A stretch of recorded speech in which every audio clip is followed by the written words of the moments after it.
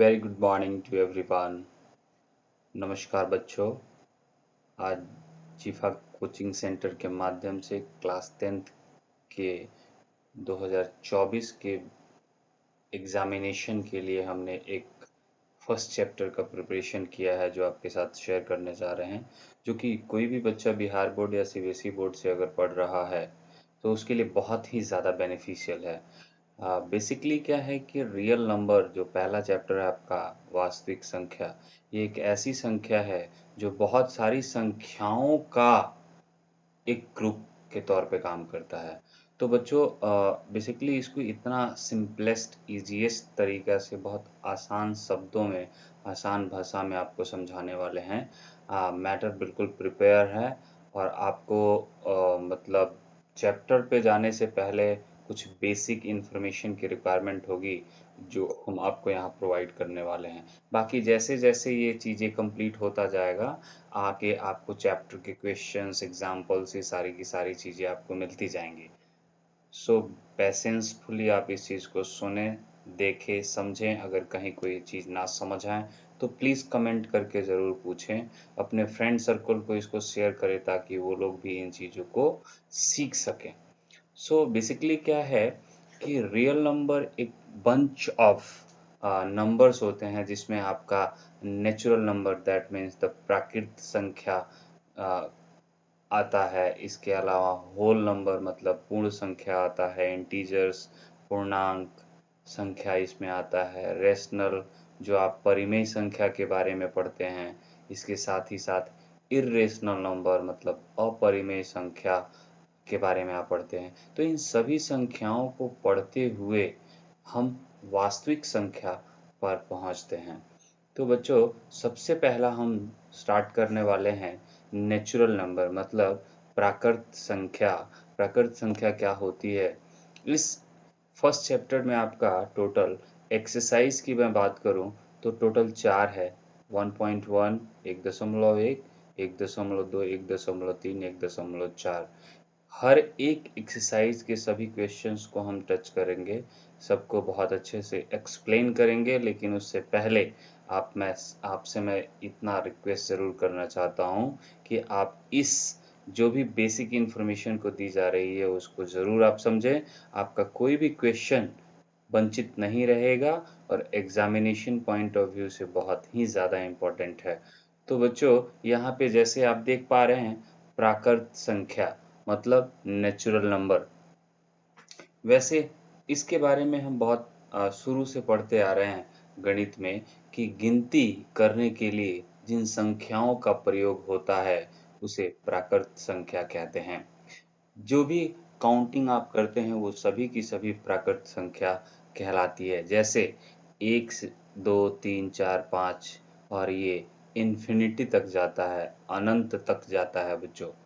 अब यहाँ पे आपसे कोई भी प्रश्न पूछा जाए कि सबसे छोटी प्राकृत संख्या क्या है? सबसे ध्यान दीजिए, सबसे छोटी प्राकृत संख्या क्या है? तो बच्चों सबसे छोटी प्राकृत संख्या शून्य होता है, 0। और उसी तरीके से अगर सबसे बड़ी प्राकृत संख्या के बारे में पूछा जाए तो ये कोई भी व्यक्ति आइडेंटिफाई नहीं कर सकता है, एग्जैक्ट नहीं बता सकता है कि वो सबसे बड़ी प्राकृत संख्या क्या होगी। तो इस वजह से यहाँ पे सबसे बड़ी प्राकृत संख्या जो होता है वो क्या होता है? इन्फिनिटी मतलब अनंत। आगे हम प्रोसीड करते हैं। आप एक चीज समझ के देखिए, इससे बेस्ड क्वेश्चन भी पूछे जाते हैं कि n प्राकृत संख्याओं का योग निकालें। क्या बच्चों? n प्राकृत संख्याओं का योग निकालें। तो इसका फॉर्मूला होता है n इंटू n प्लस 1/2। मतलब क्वेश्चन यहाँ सॉल्व भी किया है मैंने कि पहली 20 प्राकृत संख्या का योग बताएं। पहली 20 प्राकृत संख्या का योग बताएं। सिंपल सा फॉर्मूला हमको याद है। क्या याद है? फॉर्मूला आपको क्या याद है कि भाई n इंटू एन प्लस 1/2 होता है। तो इस तरीके से 20 ब्रैकेट देंगे, 20 प्लस 1/2, 2 से 10 मरतबा 20 कट जाएगा और 21 के साथ अगर 10 को हम मल्टीप्लाई करते हैं बच्चों तो क्या होगा 210। तो इस तरीके से आप कितने भी प्राकृत संख्या का योग निकाल सकते हैं। मान के चलिए आपसे पूछा जाए कि पहली 50 प्राकृत संख्याओं का योग निकाले या पहले 500 प्राकृत संख्याओं का योग निकाले, तो फॉर्मूला सिंपल सा यही लगाना है, n into n plus 1/2। n की जगह उन संख्याओं को रख देंगे और आपका जो सॉल्यूशन है वो निकल जाएगा। ठीक है, तो प्राकृत संख्या में उम्मीद करता हूँ किसी बच्चों को कोई भी परेशानी नहीं होगी। इन केस अगर है तो प्लीज कमेंट बॉक्स में आप अपना क्वेश्चन पुट कर सकते हैं। सो फर्दर नेक्स्ट आगे बढ़ते हैं बच्चों। पूर्ण संख्या मतलब होल नंबर।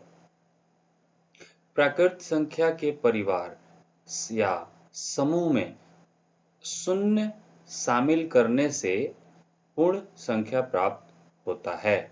मतलब सिंपल सी बात है, जो भी प्राकृत संख्या आप जानते हैं, जो कि गिनती की सारी संख्याएं प्राकृत संख्या होती है, एक से शुरू होती है, इस समूह में अगर हम सिर्फ शून्य को शामिल कर लें तो क्या हो जाएगा, वो पूर्ण संख्या हो जाएगा। जैसा कि यहाँ पे दिखाया गया है, 0 से लेकर के इन्फिनिटी तक, अनंत तक सारी की सारी संख्याएं क्या होती है बच्चों, पूर्ण संख्या होती है।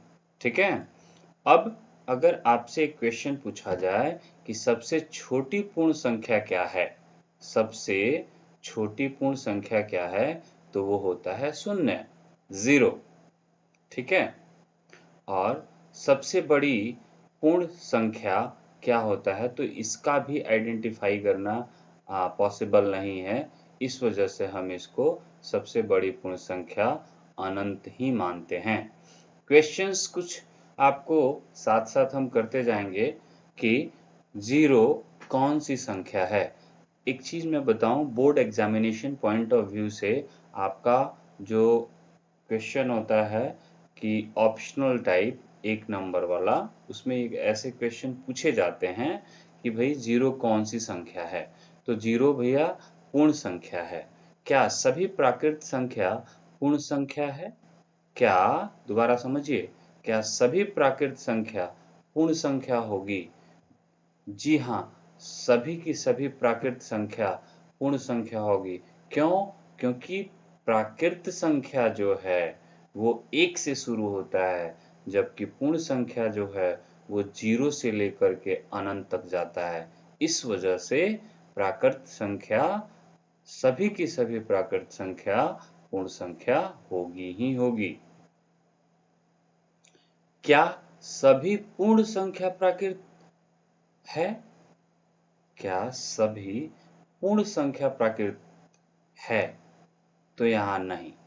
क्यों नहीं?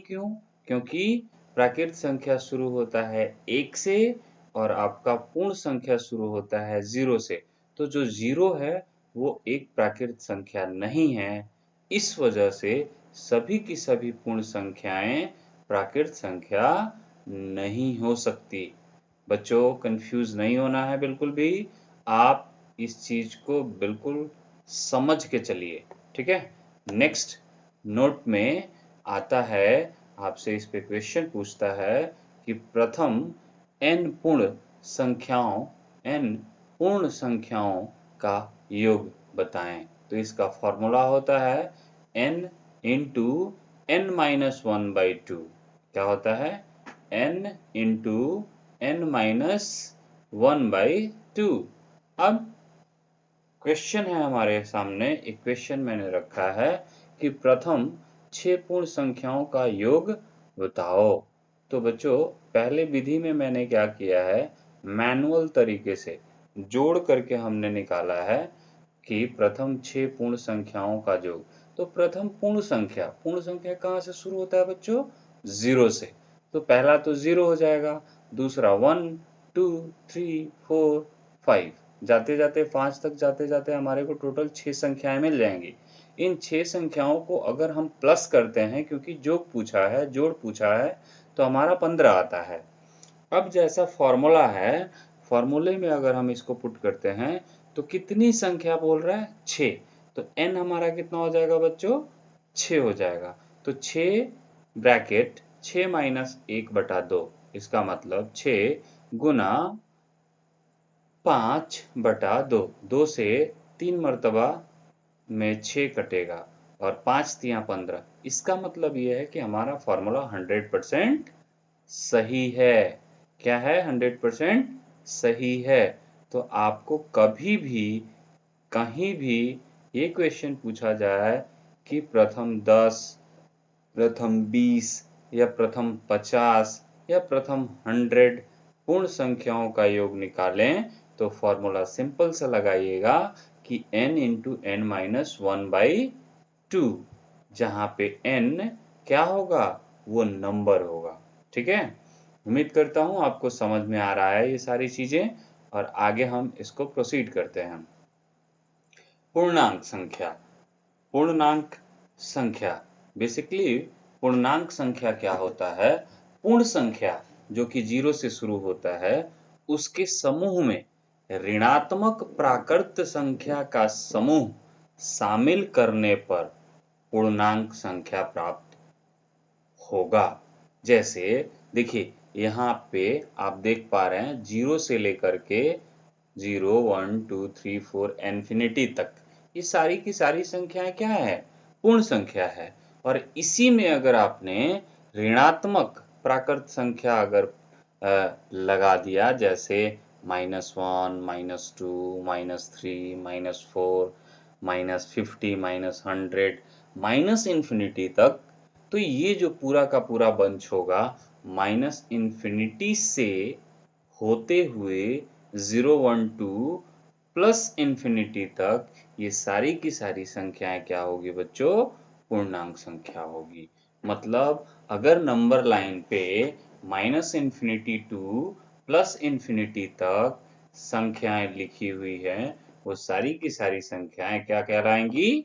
पूर्णांक संख्या। ठीक है? अब इसमें अगर आपसे पूछे कि सबसे छोटी पूर्णांक संख्या बताइए, क्या बताइए? सबसे छोटी पूर्णांक संख्या बताइए, तो बच्चों यहाँ पे क्या होगा? -इन्फिनिटी, माइनस अनंत, जिसका कोई अंत ना हो। उसी तरीके से अगर सबसे बड़ी पूर्णांक संख्या पूछा जाए तो क्या होगा? +इन्फिनिटी, मतलब आपका अनंत, जो कभी खत्म ना हो। कुछ क्वेश्चन मैंने यहाँ पे पुट किया है जो आपके बोर्ड एग्जामिनेशन में आ सकता है। क्या सभी प्राकृत संख्या पूर्णांक है? समझिए, क्या सभी प्राकृत संख्या पूर्णांक है? हाँ। क्यों? क्योंकि सभी प्राकृत संख्या जो है वो क्या होता है? पूर्णांक होता है। क्यों? क्योंकि पूर्णांक के अंदर ही 1, 2, 3, 4, 5 टू इन्फिनिटी है। तो इस वजह से सभी प्राकृत संख्या पूर्णांक संख्या होता ही होता है। क्या सभी पूर्ण संख्या पूर्णांक है? देखिए, पूर्ण संख्या कहाँ से शुरू होता है? शून्य से शुरू होकर के अनंत तक जाता है। लेकिन अगर पूर्णांक की बात की जाए तो माइनस अनंत से लेकर के प्लस अनंत तक जाता है, जिसमें शून्य भी शामिल होता है। इस वजह से सभी पूर्ण संख्या पूर्णांक होगा ही होगा। क्या सभी पूर्णांक प्राकृत या पूर्ण है? समझिए इस क्वेश्चन को। सभी पूर्णांक, जितना भी पूर्णांक है वो प्राकृत संख्या या पूर्ण संख्या होगा? नहीं। क्यों? क्योंकि पूर्णांक जो है -इन्फिनिटी से शुरू होता है, लेकिन प्राकृत संख्या या पूर्ण संख्या वो 0 से शुरू होता है। तो जितने भी माइनस का संख्या है, माइनस का पूर्णांक है, वो प्राकृत या पूर्ण संख्या नहीं होगा। इसलिए सभी पूर्णांक प्राकृत या पूर्ण संख्या नहीं होगी। इस चीज का ध्यान हमेशा रख के चलेंगे आप। अगला जो हमारा संख्या है वो है सम संख्या। देखिए, आप इसके बारे में बचपन से पढ़ते आ रहे हैं। सम संख्या क्या कहलाता है? मतलब इवन नंबर, 2 से विभाजित होने वाली संख्या को सम संख्या कहते हैं। कोई ऐसी संख्या जो 2 से पूर्णतः विभाज्य होता है, जिसमें 2 से पूरा पूरा भाग लग जाए और शेषफल 0 बचे, मतलब कुछ भी ना बचे, तो वो संख्या क्या कहलाता है? सम संख्या कहलाता है। जिस भी संख्या के, या दूसरे तरीके से अगर समझना चाहें आप, तो समझ सकते हैं कि जिस भी संख्या के इकाई स्थान पर, कहाँ पे? इकाई स्थान पर 0, 2, 4, 6, 8 हो, वो सभी संख्याएं सम संख्या कहलाती हैं। जैसा यहाँ पे देख भी रहे हैं आप, 2, 4, 6, 8, 10, 22, 252, 550, ये सभी की सभी इन्फिनिटी तक जाती है, वो सारी की सारी संख्याएं सम संख्या होंगी, बशर्ते कंडीशन सिर्फ एक है कि जब भी उन संख्या को हम 2 से भाग करें तो शेषफल 0 बचना चाहिए। तो यहाँ पे आपके जानकारी के लिए बता दें कि सबसे छोटी सम संख्या अगर आपसे कोई पूछे तो क्या होगा बच्चे? 2 होगा। और सबसे बड़ी अगर सम संख्या कोई पूछे तो आप क्या बताएंगे? इन्फिनिटी। क्या बताएंगे? इन्फिनिटी मतलब अनंत। सम संख्या का रूप जो होता है, सम संख्या का रूप जो होता है वो होता है 2 इंटू n।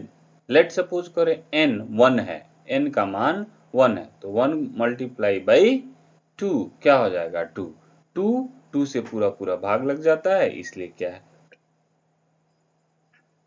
क्या है वो? एक सम संख्या है। प्रथम n सम संख्या का योग क्या होता है? n into n plus 1। क्या होता है? n into n plus 1। उसी तरीके से आपसे क्वेश्चन पूछ सकता है कि प्रथम 20 सम संख्याओं का योग बताओ, तो क्या करोगे? यहाँ पे n का मान क्या होगा? 20 होगा। 20 इंटू 20 गुना 20 जोड़ 1, मतलब 20 गुना 21, 420 हो जाएगा टोटल आंसर। इसी तरीके से आपसे 500, 1000, 50 जितनी भी n का मान रख दे, आपको सिंपल सा n इंटू n प्लस 1 करके आंसर निकल जाएगा। नेक्स्ट क्या है? विषम संख्या। सम जो होता है, विषम संख्या जो होता है सम संख्या का बिल्कुल अपोजिट होता है, जिसको हम ऑड नंबर भी बोलते हैं। वैसी संख्याएं जो 2 से पूर्णतः विभाज्य ना हो, या जिनके इकाई स्थान पर 1, 3, 5, 7, 9 हो, तो वो सभी संख्याएं क्या कहलाती हैं? विषम संख्या कहलाती हैं। जैसे 1, 3, 5, 7, 11, 31, 851, 931, ऐसे करते हुए इन्फिनिटी तक, अनंत तक बहुत सारी ऐसी संख्याएं हैं जो विषम संख्या है। लेकिन सबसे छोटी अगर विषम संख्या आपसे कोई पूछ रहा है तो वो क्या होता है? 1 होता है। और सबसे बड़ी विषम संख्या इन्फिनिटी मतलब अनंत। उसी तरीके से प्रथम n विषम संख्या का योग अगर निकालना हो होता है n का पावर 2। क्या होता है? n का पावर 2। अब आपसे क्वेश्चन पूछा जाए कि प्रथम 20 विषम संख्या का जोड़ बताओ, तो n स्क्वायर है सिंपल। n का मान 20 हो जाएगा, तो 20 का स्क्वायर कर देंगे तो 400 हो जाएगा। उसी तरीके से अगर n का मान 500, 50, 60 कुछ भी दे दे, आपको सिंपल सा क्या करना है? अगर योग निकालना है तो n स्क्वायर कर देना है, n का पावर 2 कर देंगे, आपको आंसर आ जाएगा। कुछ फॉर्मूले हैं, जैसे प्रथम n संख्याओं का योग निकालना हो प्राकृतिक संख्या का, तो n इंटू n प्लस 1/2। पूर्ण संख्या का निकालना हो तो n इंटू n माइनस 1/2। और सम संख्या का निकालना हो तो n इंटू n प्लस 1। और विषम संख्या का निकालना हो बच्चों तो n स्क्वायर। अब आता क्या है कि भाई इन संख्याओं के सिलसिले में आता है अभाज्य संख्या। अभाज्य संख्या, एक से बड़ी वे सभी संख्या जो एक और स्वयं के अलावा किसी दूसरी संख्या से विभाज्य ना हो, जैसा 2, 3, 5, 7 इत्यादि, ये सभी की सभी संख्याएं अभाज्य संख्या कहलाती है। इसमें एक नोट है जो आप बिल्कुल ध्यान रखेंगे, किसी भी अभाज्य संख्या के सिर्फ 2 ही गुणज होंगे। वो क्या? किसी भी अभाज्य संख्या के सिर्फ 2 ही गुणज होते हैं। अब इसमें 2-4 पॉइंट्स हैं जो हमें याद रखने की जरूरत है। सबसे छोटी अभाज्य संख्या क्या होती है बच्चों? 2। 2 अंकों की सबसे छोटी अभाज्य संख्या क्या होगी? 11। 1 से 50 तक जब हम गिनती लिखते हैं तो उसमें कितने अभाज्य संख्या होगा टोटल? तो उसमें सिंपल सा है कि भैया सिर्फ और सिर्फ 15 होता है। 1 से 100 तक में कितना अभाज्य संख्या होगा? 25। 2 क्रमागत अभाज्य संख्याओं का HCF कितना होगा? 1। मान लीजिए कि आपका 2 क्रमागत आसपास बिल्कुल पड़ोस का अगर अभाज्य संख्या है तो उसका HCF आप निकालेंगे जब, तो आपका HCF कितना आएगा? 1। अभाज्य संख्या के बिल्कुल विपरीत होता है भाज्य संख्या। 1 से बड़ी वे सभी संख्याओं 1 एवं स्वयं के अलावा अन्य किसी भी संख्या से विभाज्य हो, जैसा 4, 6, 8, 10 इत्यादि, ये सभी की सभी भाज्य संख्या कहलाती है। अब आपसे एक क्वेश्चन पूछ सकता है बोर्ड में कि एक कौन सी संख्या है? एक कौन सी संख्या है? तो बच्चों बड़ा ध्यान से याद रखिएगा, ना ही तो ये भाज्य संख्या है और ना ही अभाज्य संख्या है। ये भाज्य और अभाज्य किसी भी प्रकार की संख्या नहीं है। सबसे छोटी भाज्य एवं सबसे छोटी अभाज्य संख्या का गुणनफल ज्ञात कीजिए। तो आपको पता है कि सबसे छोटी भाज्य संख्या क्या होता है बच्चों? 4। क्या होता है? 4। और सबसे छोटी अभाज्य संख्या क्या होता है? 2। क्या होता है? 2। तो भाज्य और अभाज्य का गुणनफल अगर करेंगे तो 4 गुना 2 बराबर 8 इसका आंसर हो जाएगा। उसी तरीके से सह अभाज्य संख्या, कौन सा? सह अभाज्य संख्या, जिन दो संख्याओं का HCF मतलब बोले तो मौसा एक हो, उसे सह अभाज्य संख्या कहते हैं। देखो बच्चों, जिन दो संख्याओं का महत्तम समापर्त 1 हो उसे हम सह अभाज्य संख्या कहते हैं। जैसे 5 और 7 का अगर आप मौसा निकालें तो वो मौसा कितना आएगा? 1 आएगा। 2 और 3 का 17, 19 का, इसके अलावा बहुत सारे ऐसे सह अभाज्य संख्या हैं जिनका मौसा आप निकालिएगा तो सिर्फ और सिर्फ 1 आएगा। अब कौन सा सह अभाज्य संख्या है पहचानना है यहाँ पे। तो बहुत सारा ऑप्शन दिया है, लेकिन ऑप्शन सी जो है 7 और 9, क्योंकि 7 और 9 का मौसा निकालिएगा आप तो कितना आएगा? सिंपल सा है, 1 आएगा। और जब 1 आएगा तो वो संख्या कौन सी है? सह अभाज्य संख्या है। आगे चलते हैं, परिमेय संख्या। रेशनल नंबर वैसी संख्या जिसे हम P बटा Q के रूप में लिख सकते हैं, लेकिन Q 0 के बराबर ना हो, वो व्यक्त कर सकते हैं।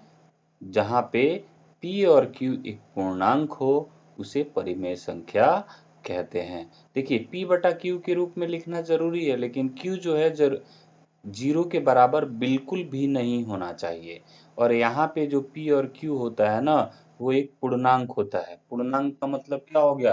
वो निगेटिव भी हो सकता है, वो पॉजिटिव भी हो सकता है, लेकिन जो हर होता है मतलब Q, उसका मान 0 बिल्कुल भी नहीं होना चाहिए। अगर उसका मान 0 है तो वो कभी भी परिमेय संख्या नहीं बन सकता।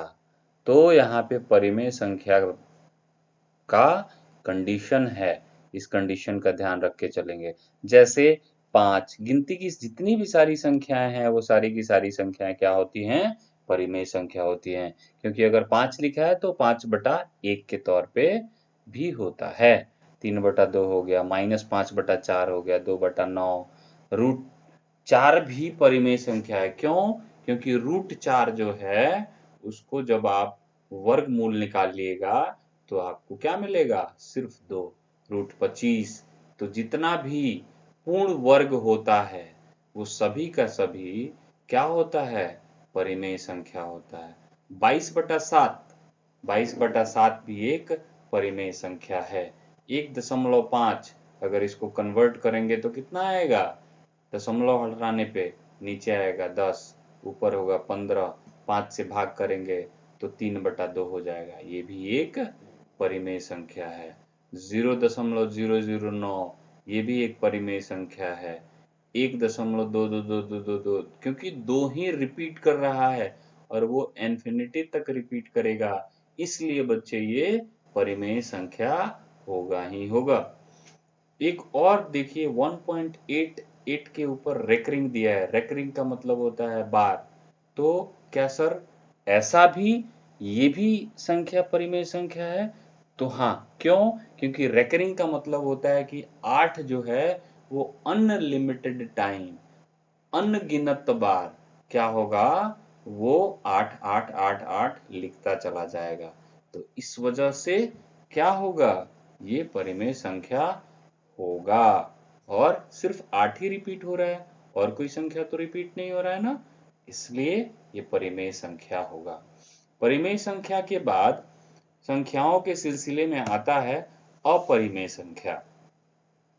वैसी संख्या जिन्हें हम p/q के रूप में व्यक्त नहीं कर सकते हैं। मतलब परिमेय संख्या का बिल्कुल अपोजिट होता है अपरिमेय संख्या। जैसे √3, √3 का मान हम p/q के रूप में नहीं लिख सकते। जितने भी चीजें रूट के अंदर आती हैं जो पूर्ण वर्ग के तौर पे ना हो, वो सारी की सारी क्या होंगी? अपरिमेय संख्या होगी। वहीं पाई का मान 22/7 होता है जो कि परिमेय संख्या है, लेकिन अगर पाई की बात करें तो पाई एक अपरिमेय संख्या है। उसी तरीके से अगर आप देखें पाई/3, पाई/7, पाई को किसी भी संख्या से भाग दे दीजिए, आपका वो अपरिमेय संख्या ही होगा। इसके साथ ही साथ एक और नंबर आप देख रहे हैं 1.12, फिर एक जो है 2 बार रिपीट हुआ, फिर 3 बार रिपीट हुआ, फिर 4 बार रिपीट हुआ।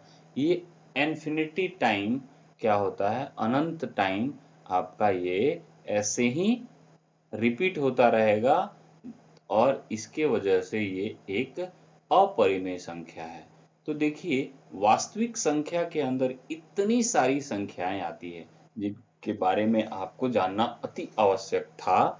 आपको उम्मीद करता हूं कि ये सारी की सारी संख्याओं के बारे में बहुत अच्छे से समझ में आया हो।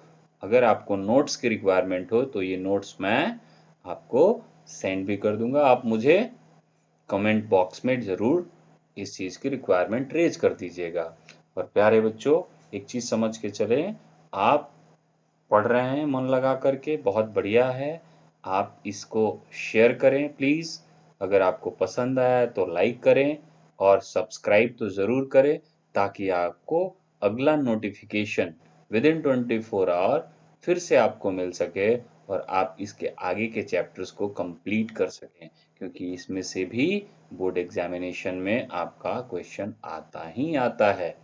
तो आने वाले टाइम में नेक्स्ट क्लास में आपको यूक्लिड विभाजन और अभाज्य गुणनखंड इन दोनों ही टॉपिक पे हम विस्तार से डिस्कस करेंगे और आपको उसको सिखाएंगे। कल का क्लास जो होगा बच्चों, वो इस तरीके से नहीं करेंगे, हम आपको सामने सॉल्व करके दिखाएंगे कि कैसे सॉल्व होता है। ठीक है? ये बहुत सारे स्टेटमेंट वाइज था, इस वजह से मैंने ऐसा लिखा। उम्मीद करता हूं कि आपको ये पसंद आया हो। Thank you so much. आपने सुना, समझा, सीखा। आप भी सीखें, अपने दोस्तों को भी सिखाते चलें। आप इसको जितना ज़्यादा से ज़्यादा शेयर हो सके शेयर करें, लाइक करें, सब्सक्राइब करें। Thank you so much. Have a nice day. Please take care.